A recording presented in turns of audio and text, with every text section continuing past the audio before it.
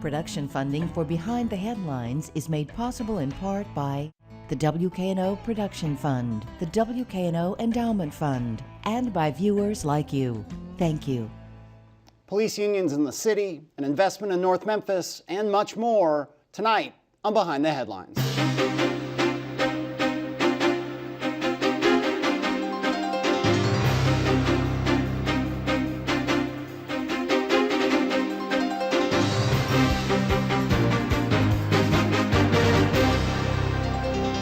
I'm Eric Barnes, publisher of the Memphis Daily News. Thanks for joining us. I'm joined tonight by a roundtable of journalists to talk about some of the biggest stories of the week. Toby Sells, reporter with the Memphis Flyer. Thanks for being here again. Hi, Eric. Bill Dries, senior reporter with the Memphis Daily News. And Burnell Smith is publisher of the New Tri-State Defender. Glad to be back. So let's start with the police and the unions. It's contract time, and so, Bill, that means we have billboards. What is going on? Give us the rundown of what's going on. We'll kind of talk it through. Well, the contract negotiations are starting, and as a result, some tensions between the administration and the police union have kind of risen to the surface at the same time.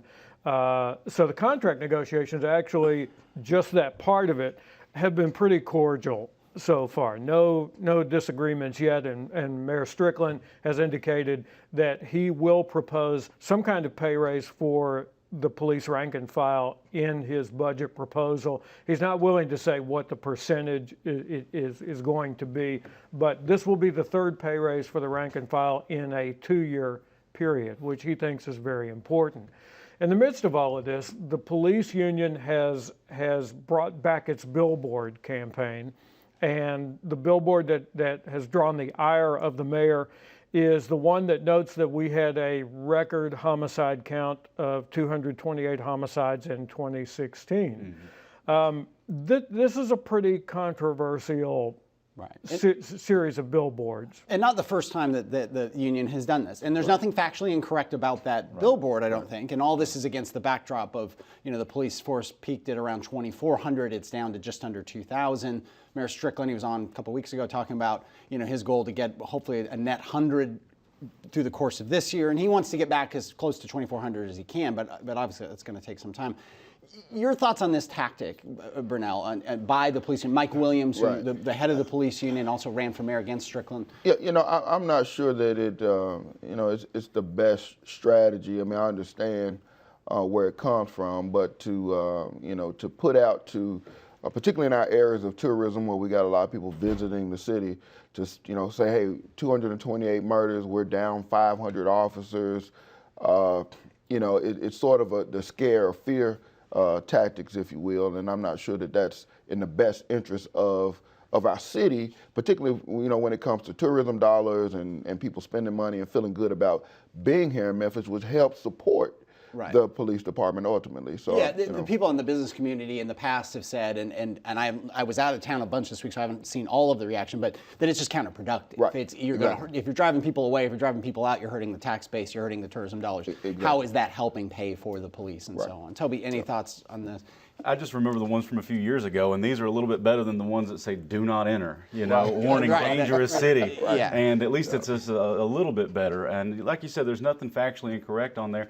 I question the motivation. I mean, Strickland says he's committed to raising the ranks of the police and all that stuff, and I know Williams has said that he wants to get pay raises and things to help recruit, and it seems like some of those things are kind of already in motion. And I don't understand exactly what the end game is here. Well, Williams wants the benefits back, and the union wants the benefit cuts that were made. He wants them restored, and that's what he thinks drives home the message on the bill. That's what the billboards are all about, that you're not going to be able to be up to 2,400 unless and until you restore the benefits. Pay raises are fine, but they want the benefits back. And that's someplace that Strickland's not going to go. And from counting votes on the council, I don't think the council's willing to go back, at least not this soon after they took that action. Right. Yeah, we could talk about that. I mean, the whole national phenomenon of the crime rate being up and the kind of spotlight on police, and we could talk about this, and we've talked a lot in the last year, appropriately so. But the one thing that is now in the mix in terms of local police officers, given the Trump administration, the executive order, is the role that the local police in all cities are going to play in terms of immigration enforcement. And any thoughts on that? Any more happening there? Well, I mean, President Trump in his press conference on Thursday did what a lot of people, including immigration attorneys here, expected him to do, and that is he said, we are going to have a new order on immigration that's going to remedy all the problems the court found with the old one. It's going to be more specific. And in the meantime, ICE, Immigration and Customs Enforcement, has started to make raids rounding up undocumented immigrants. An attorney here locally who deals with immigration a good deal has said that he's advising his clients who think they may be affected by this to, first of all, not leave the country, and if they're not in the country now, get back here as soon as possible. And he also says, David Jones with Fisher Phillips says that he started getting calls of concern, mostly from people who are not Muslim, about this. So there's really a state of panic and a state of confusion. Yeah, and I talked to somebody from an advocacy group in the Hispanic community here, and who's a legal immigrant, has lived in the country for 20-some years. There is tremendous fear among Hispanic, documented and undocumented, about where this is going to go. Any further thoughts? I just say rightfully so. I mean, because if you look at the way the original executive order was implemented, it was just just a bull in the China shop kind of way, and it cast a real wide net that impacted a lot of people unfairly. And so there's precedent to say that there's not going to be a lot of sensitivity about whether you're documented or not documented, and I think that the fear is rightfully so, but I would hope that the various departments under the administration will take their time and actually implement whatever the strategy is correctly with some compassion. Yeah. Well, let's move. I mentioned at the top of the show a big investment in North Memphis. It's a Spark grant. It's federal money and foundation money, $1 million. Bill, you want to kind of outline this to us? Sure. This is a technical assistance grant. And it was made by the city, but the idea, the framework for it came from a coalition of groups in North Memphis. North Memphis has so many active community groups in it, from Smoky City to New Klondike to New Chicago, whose leader is on the cover of the flyer this week, as a matter of fact. Exactly. So they've applied for a technical assistance grant, and what this specifically looks at is taking the impact of a big economic development, commercial real estate project, in this case Crosstown Concourse, and making sure that the spillover effect that comes into North Memphis, Klondike being the closest community to the concourse, does not wind up being gentrification. Right. That it winds up specifically rebuilding these areas so that the people who live there now can continue to live there. Yeah. Thoughts on that? I mean, I saw the whole thing of, the demonstration blocks, and you read some of that stuff and you feel cynical. You think, a demonstration block. Right. But I was thinking that, that's kind of how Main Street, they had a demonstration block years ago that they kind of made work, and now that whole Main Street area has really grown from there because they did prove, Paul Morris and the Center City Commission at that time, downtown Memphis, that you could make it work, and then that grew from there. And I think with the strength of the infrastructure of the groups that are there who've been working long and hard in that community with some resources and some direction, with the initial investment that's already been made, I think it's a smart approach, and I really believe that in this particular instance, the momentum that's there will allow these groups to really.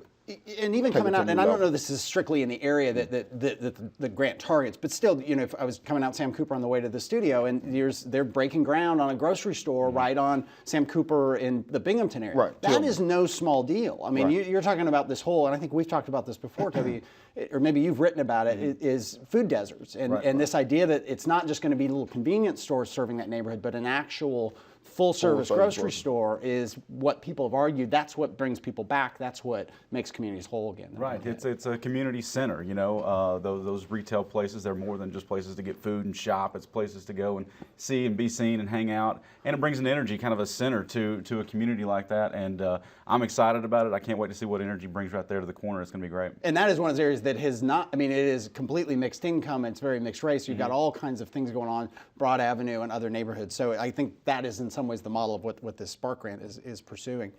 We'll move to Beale Street, and the council is still trying to find the right mix and the right manager. And I'll turn to you, Bernal, to tell us what's happened, where we are. You all are a tenant on Beale Street, so I don't know if that's disclosing or celebrating, but that's part of your perspective. I think that there are, you know, there are some battles there based upon the history of what's transpired on Beale Street, from the various managers and, you know, sort of who's on first. There are so many. It is interesting, at the last council meeting, someone, you know, started naming out all these different organizations, the Beale Street Development Organization, then you have the tourism organization, then you have the Merchants Association, and so then when you start, like, it's like, who's on first? Who's actually driving the decision down there? And I think what has happened with the council is that ultimately they said, well, we've sort of delegated our authority to an entity whose authority has been also delegated to somebody else, and so we've got to, you know, sort of reel this thing back in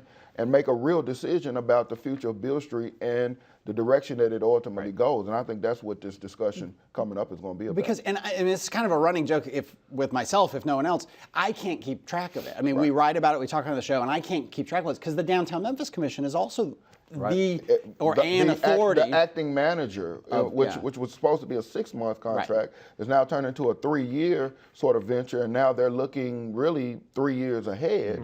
And you know, and I think, you know, based on the tone and tenor of the council, that may be a bit premature. Your thoughts on this? You've covered this for many years. What you have is the change to the Beale Street Tourism Development Authority, and specifically away from the Beale Street Development Corporation, although there's some dispute from the Development Corporation about that. That was something that the previous council undertook. And it was a follow-up on a settlement of a 3-way lawsuit that was in bankruptcy court, it was in Chancery Court.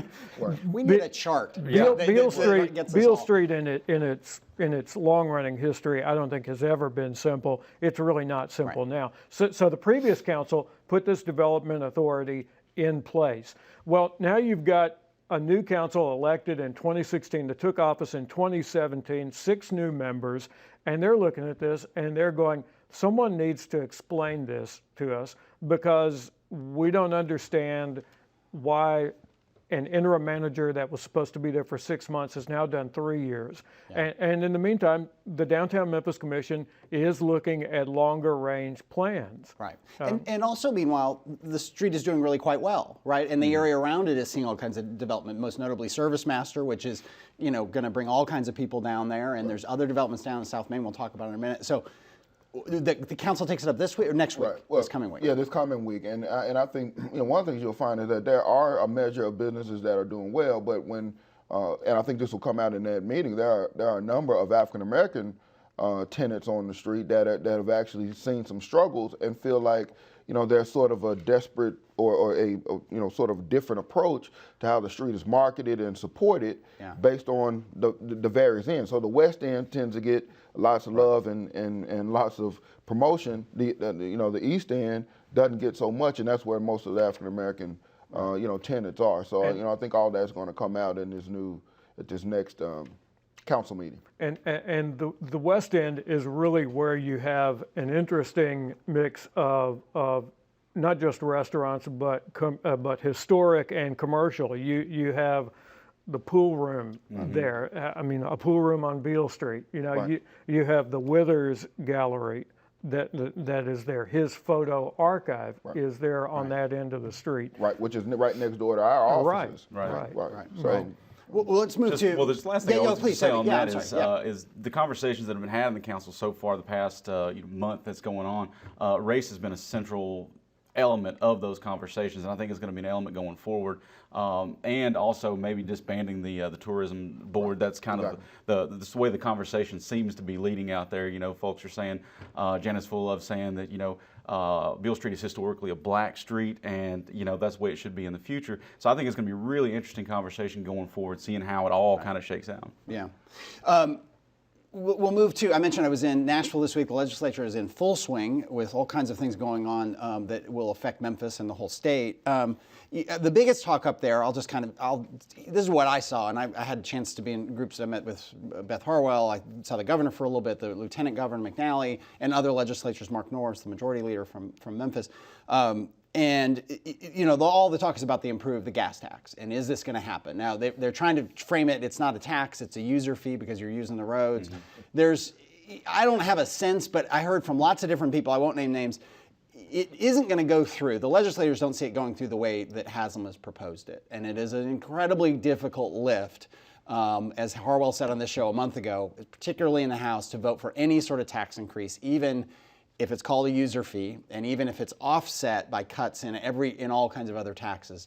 So it'll be interesting. I mean, the Senate seems that there's a version of that can go through. And again, the whole thing is about funding a backlog of some $6 billion in transportation and transit projects across the state.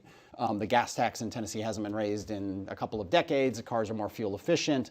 There are electric cars and so on. So there's a shrinking pool of money for a increasing number of projects that need to get done. Your thoughts? I mean, locally, people here want Lamar Avenue. We'll talk about that later. Sorry, Lamar Avenue to get built out and all that. In Nashville, they're very focused on transit because of their growth and the problem of you can't build more roads in Nashville to take care of their transit problems. And then the problems in the rural areas are entirely different in terms of what they want in terms of money. So it's an intersection of all the competing interests in the Nashville or in the legislature. Well, Governor Haslam, I think from the outset, didn't expect that his proposal, this balance of tax increases and tax cuts, was going to pass as is. I think he knew there were going to be amendments. His only condition on this is that it has to be revenue neutral, and he does not think that this $2 billion surplus that the state has should be touched or is a wise way of funding the road projects as an alternative, because it's one-time funding, and road projects have at least 3 fiscal years that they operate across. At least. Yeah. I mean, anyone who's driven the 240 loop knows that it's a multi. These projects don't happen quickly. Yeah, a tax hike, even with gasoline at $2.15 a gallon, let's go on the high end here in Memphis, is still an easy thing to defeat. But the other thing that happens, the other thing that people love to complain about is the bad condition of the roads that they ride to and from work every day. Right. That also has a basic appeal to people. They want to see the roads paved. They want to see the roads better. They may not like tax hikes, but if you have a tax hike that they know goes to a road fund to pave the roads that they ride on every day back and forth and complain about, then in a lot of cases, they're willing to do that. Right. Yeah. And I think here in Memphis, if you ride around and I hear people complain about the potholes and the bad conditions of the street. And then we also look at public transportation here and the need to enhance that and support that in different ways. I mean, I think it's really about a campaign to the public to really help understand what this thing is going to really be about. And I think in some instances you really have to put a finite amount of time on it. It can't be like the local wheel tax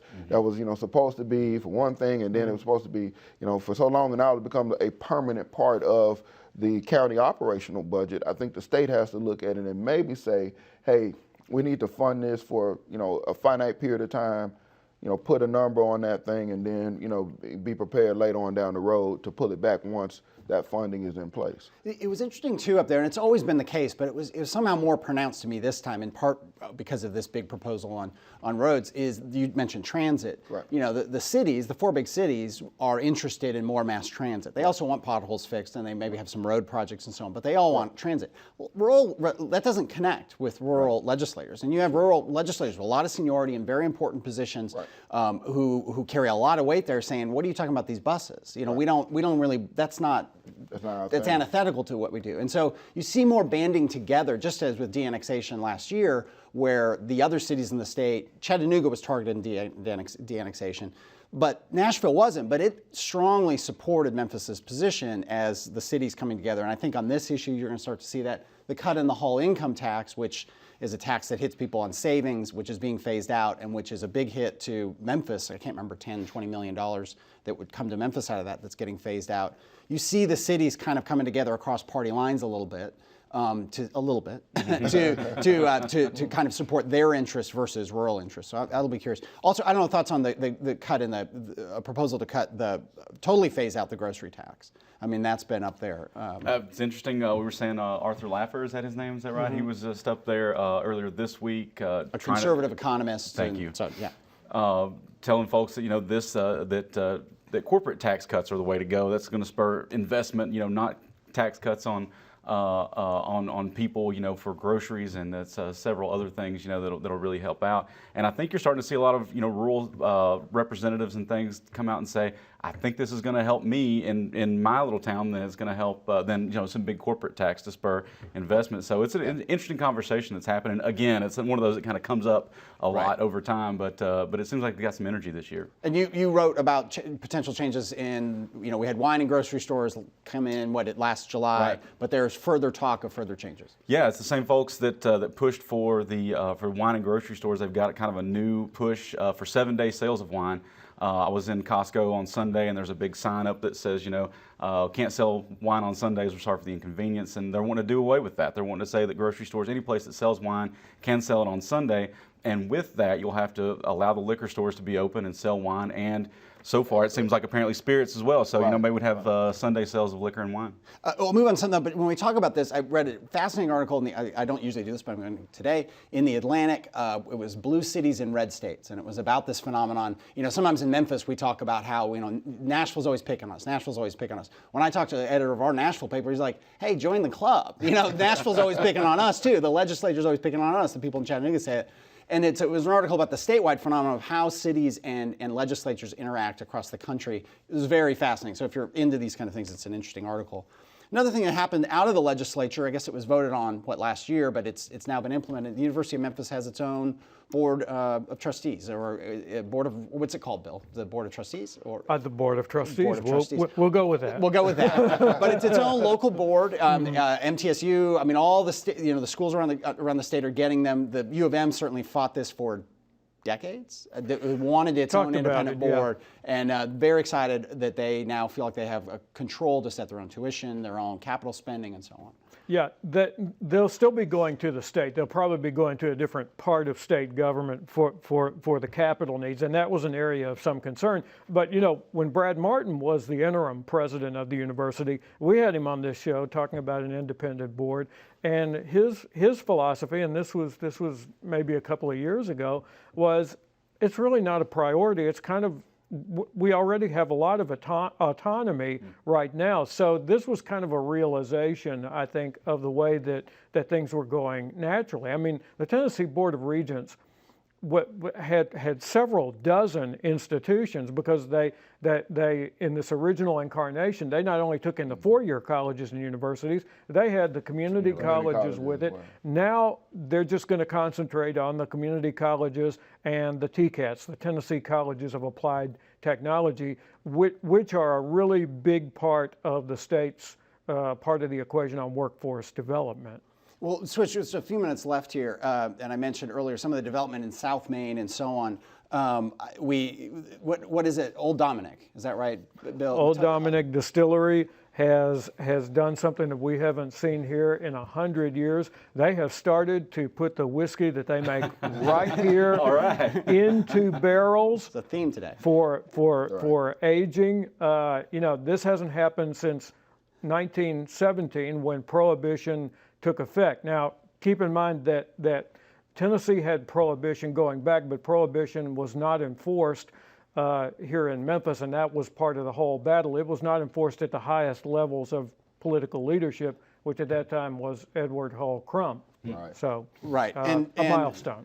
In Midtown, a big kind of a project there. Been a whole lot of development in Midtown over the last year, but what's it called, the Midtown Market, which is at the corner of Union and McLean, the old Towery building, the old Holiday Inn building, changes in that in terms of being apartments now in the old building versus new apartments. They've scaled back, basically.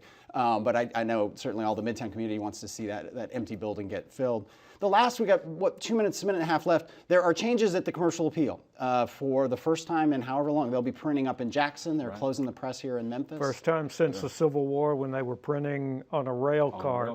Right, right. Thoughts on the change? I mean, there's a lot of change. Gannett bought the paper a year ago, has been making small changes. This is what some are saying the first of a number of really dramatic changes. Yeah, I mean, it really signals that they may even be selling that building, which is a significant asset that they have. But now that they're not printing, which is a significant part of that operation over there, it really bodes to whether they will, maintain that building at 495 Union. Yeah. Right. Well, when Gannett finalized the deal back April last year, I guess, they said, we're going to have 12 months where we're not going to make a lot of significant changes in the newsroom. A lot of folks I've talked to, they're looking to that April this year and saying we may be in for some deeper cuts. I know there's been, they got rid of freelancers. There's been some changes in some of the positions within the paper of what they do. So folks are looking at April as maybe another substantial cut over there. And I say this, we are all in some ways, some level, competitors of the CIAs. I don't celebrate this. I mean, people sometimes will say to me, and they may to you, this is great for you, this happened. I think it's bad. This is happening nationwide. These metro papers are cutting back. I understand the business side of this that they need to, but it's tough on communities when there are things that only metro papers could really cover, and we can only, in our ways, fill so many gaps. Exactly. And I've gone too long, but thank you all. Thank you for being here. Thank you for joining us. Join us again next week.